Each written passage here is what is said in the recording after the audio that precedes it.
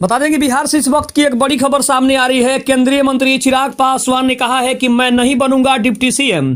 चिराग पासवान ने बता दिया कि उनका आगे का प्लान क्या है और डिप्टी सीएम के बदले वो कौन से पद पर बने रहना चाहेंगे या फिर कौन से पद की लालसा उनके मन में चल रही है। नमस्कार, मैं हूं संजीव और आप देख रहे हैं आप तक न्यूज।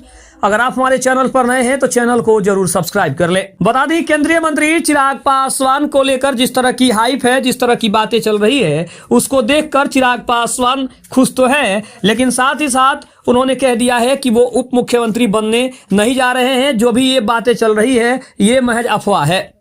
चिराग पासवान ने अपनी मां को अपना राजनीतिक सलाहकार बताते हुए कहा है कि उनके आशीर्वाद के कारण ही आज वह यहां तक पहुंचे हैं। चिराग का कहना है कि मुझसे पहले वो मेरे पिता को भी राजनीतिक सलाह देती थी, हर एक मुद्दे पर बातचीत करती थी। मैं चाहता हूं कि वो राजनीति में सक्रिय रूप से आगे आए। बिहार में पहले चरण के चुनाव संपन्न हो गए हैं, लेकिन अभी तक एनडीए ने अपना मुख्यमंत्री पद का चेहरा नहीं बताया है। इसे लेकर महागठबंधन एनडीए को घेरता भी रहा है। इस बीच चिराग पासवान ने एक न्यूज चैनल से बातचीत में कहा है कि 2025 में नीतीश कुमार ही फिर से मुख्यमंत्री बनेंगे। उन्होंने ये भी कहा कि मैं डिप्टी सीएम नहीं बनूंगा। उन्होंने कहा कि अगर एनडीए की सरकार बनती है तो अपनी पार्टी से किसी को डिप्टी सीएम बना सकते हैं।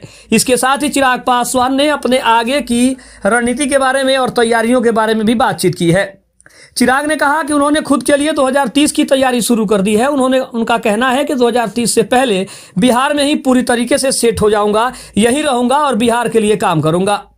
चिराग पासवान का कहना है कि 2025 में भी वह विधानसभा चुनाव लड़ना चाहते थे, लेकिन काफी लेट तक सीटों का बंटवारा नहीं हो पाया, इसलिए समय नहीं मिला। और उन्होंने कहा कि कम समय में खुद का चुनाव लड़ने की तैयारी करता या नॉमिनेशन करने से ज्यादा अपने उम्मीदवारों को नॉमिनेशन के लिए तैयार करना ज्यादा जरूरी था, इसलिए उन्होंने चुनाव लड़ने का फैसला नहीं किया।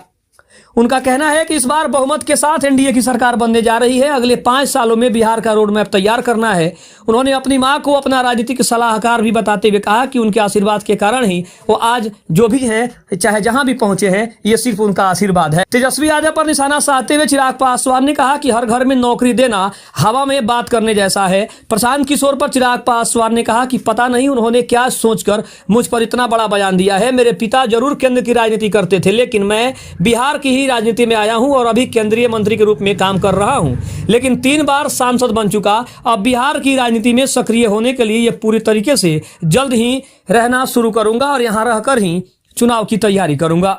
पहले चरण में हुई रिकॉर्ड वोटिंग को एनडीए और महागठबंधन दोनों अपने पक्ष में बता रहे हैं। अब यह वोटिंग किसे जिताएगी और किसके हार का कारण बनेगी, ये तो 14 नवंबर के नतीजे बताएंगे।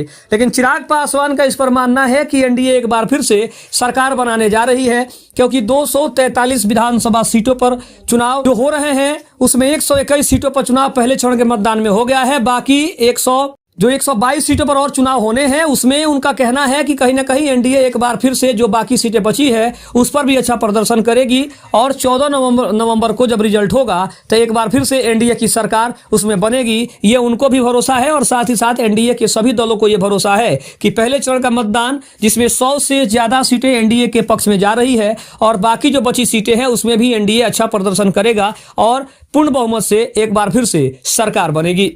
खबर कैसी लगी कमेंट में जरूर बताइएगा। तब तक के लिए धन्यवाद। जय हिंद, जय भारत।